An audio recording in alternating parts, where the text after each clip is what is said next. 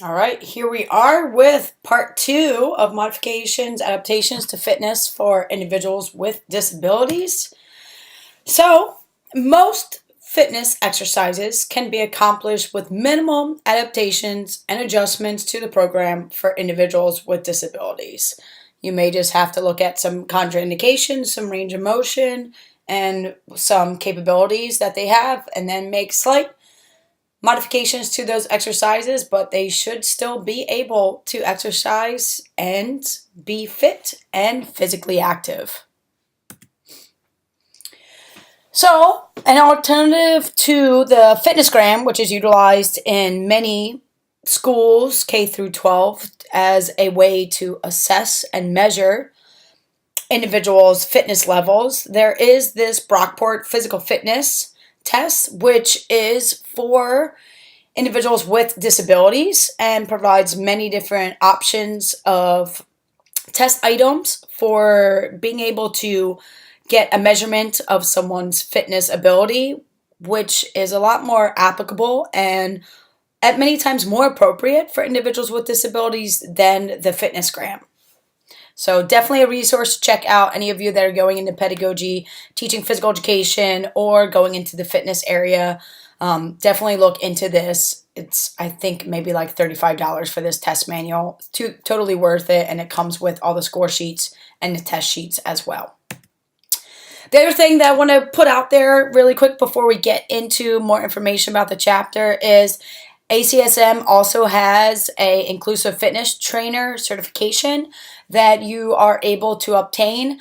Many people think you have to have a current ACSM or NCAA accredited health fitness certificate, but the caveat here, or a bachelor's degree in exercise science, recreation therapy, or adaptive physical education. So if you get your bachelor's in exercise science or adaptive physical education, you're eligible to take the test and potentially receive your CIFT, your Certified Inclusive Fitness Trainer, which many of the facilities, fitness centers, gyms all across the U.S. are really looking for individuals that have training and have the understanding to be able to work with individuals with disabilities who need to be provided the same fitness training that all of us need to be provided, and get educated and understand what workouts should look like and what types we should be doing and what the frequency and intensity of those exercises and physical activity should be in order to maintain a healthy lifestyle. So, patterns of physical activity, like we said before, the FIT principles. So you have frequency, intensity, time, and type, all of which can be manipulated to have specific physical fitness gains in the area that you're looking for. Again, back to that question like we said in part 1. What is the purpose of getting fit? What is it that you want to work on? That should then adjust based upon the FIT principle of what you're going to be working out and what you're going to be doing. So frequency, how often, how many days a week, intensity, how hard, what's your heart rate, what's your reps, how many reps are you doing, what's your resistance, what's your perceived discomfort, are you doing trials, are you doing speed work, are you doing sprints, all different types of intensity. What's the time, how long are you in sustained exercise, so how many minutes, and then how long are you going really hard, really intense, anaerobic, and then how long is your rest period, and then how long is your session of physical activity or fitness. And then another part of the FIT principle is type. So what is the actual type of exercise or activity that you're participating in? So what are some physical activity recommendations for fitness? For aerobic functioning, adolescents should have 3 to 5 days per week at around 65 to 95% of their maximum heart rate, and the duration should be about 20 to 60 minutes per day. Children need less intensity but more frequency and time of aerobic functioning. So the intensity is probably more around 50% of intensity, but frequency of time, you're looking at 5 to 7 days a week for 2 to 3 times of 15 to 30 minutes per day. So for aerobic functioning, what are some adjustments for individuals with disabilities? Frequency, really no change is needed. They should be, as active as any other typical individual, 3 to 5 times per week.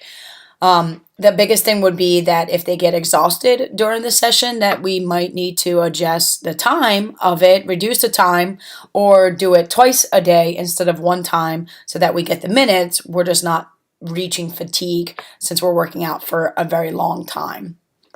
Intensity, there might need to be a reduction in the intensity based upon the function of the individual or their physical fitness level.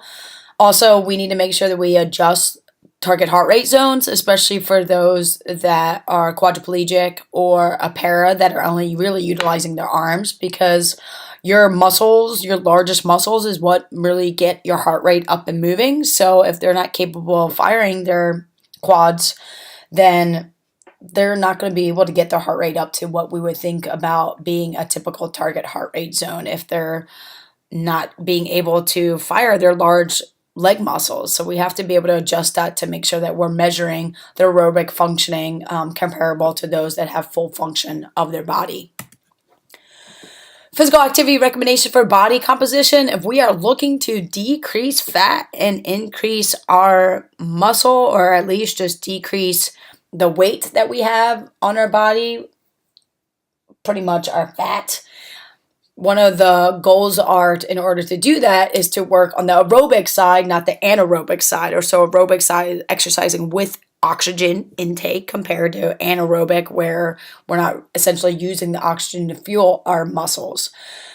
So if weight loss is a priority, then aerobic function of a long time, 60 minutes or more of moderate activity, conducted 5 to 7 days per week, is important. The other thing is that when you're doing that workout, could be on the treadmill, could be doing the stair machine, elliptical, on a bike, sustained 60 minutes of really working and being in that moderate heart rate, you're looking to pretty much burn about 1,000 calories per week is another goal option to look at being able to see weight loss. And that's going to give you about 1 to 2 pounds weight loss per week, which is recommended.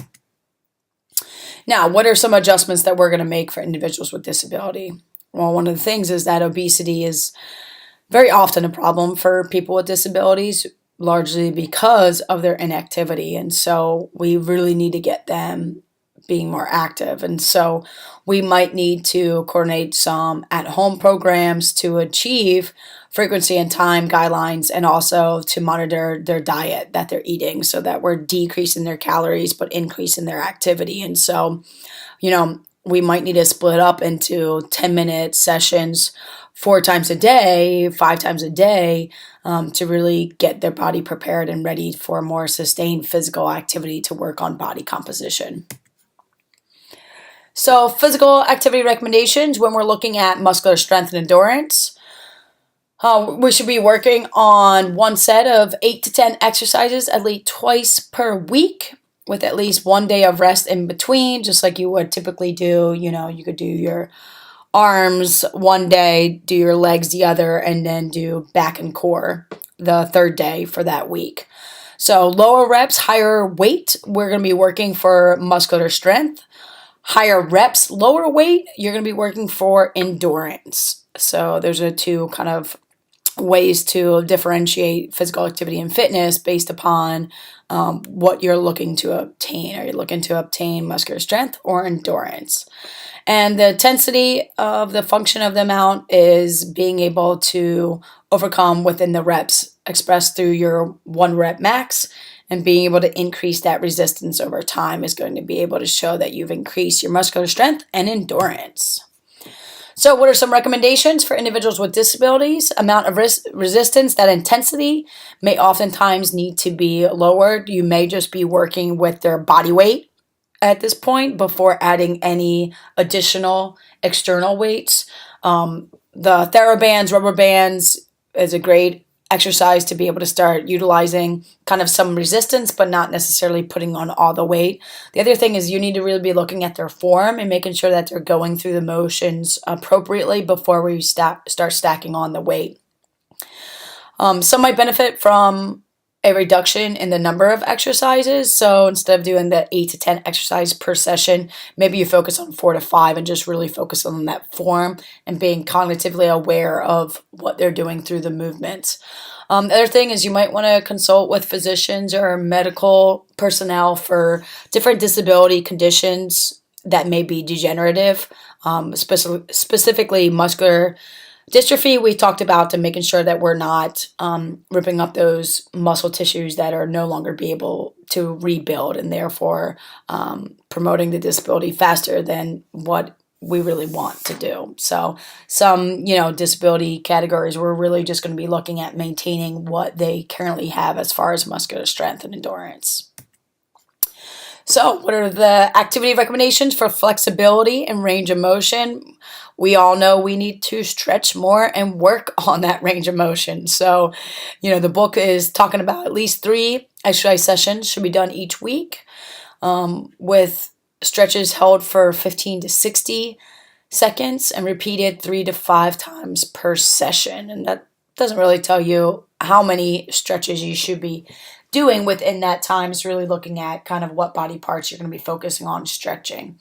Intensity is really just your perceived intensity when it comes to range of motion and flexibility. So you want to make sure you have mild discomfort during a stretch, but that you're not pushing too far to potentially cause injury. And stretching is generally more effective after the muscle tissue is warmed. So we want to do our dynamic stretching as our warm up, and then for the cool down is more so when we're doing that static stretch. And range of motion, remember we have a lot of different ways to move our body: flexion, extension, abduction, adduction, rotation, internal, external, you name it. So many different ways to make sure that we're getting full ranges of motion, and also looking at the degrees of motion that we're able to obtain to then be able to record and progress increase in flexibility. So some adjustments and adaptations needed for individuals with disabilities. You might have to do some passive and active assisted stretching. So these 3 pictures down below, you actually can see there's an individual that's providing some active assisted stretching throughout. So it could be passive, where you're putting them into a stretch position and holding it, or an active assisted could be where they're pushing against you and then having them relax to then increase the flexibility of their of each of the stretch.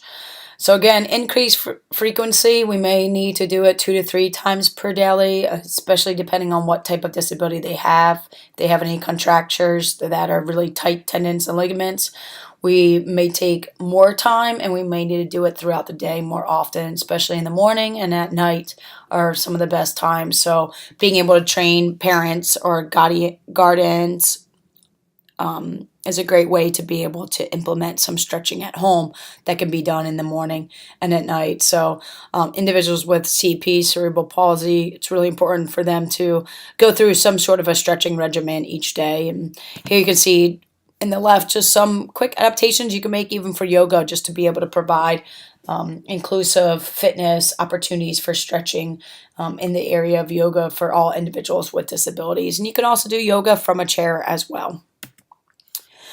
So when it comes to physical activity and health for individuals with disabilities, moderate levels of physical activity can really improve their ability to accept their disability. It can improve a more independent attitude, where they do not feel like they always need help or assistance, and they become more willing to try to do transfers or try to do daily life activities, or, any activity by themselves. That's the goal of almost all programs related to individuals with disabilities, is increasing their independence so that they can live a life that they feel, that they have ownership of and choice of. Also, a reduction in suicide can be seen with increase in physical activity. We all know the benefits psychologically, mentally, that come with having physical activity and fitness within our lives. Improve self-esteem, decrease the development of any secondary health conditions, and then again increase that overall functional independence. So what are some barriers that we see that individuals with disabilities face when it comes to physical activity. One, intrinsic barriers. So their own personal intrinsic motivation to get out there and exercise and be fit. And I think, there's commonalities between everybody with that we're always kind of fighting that. So that motivation and interest to be fit, to be active.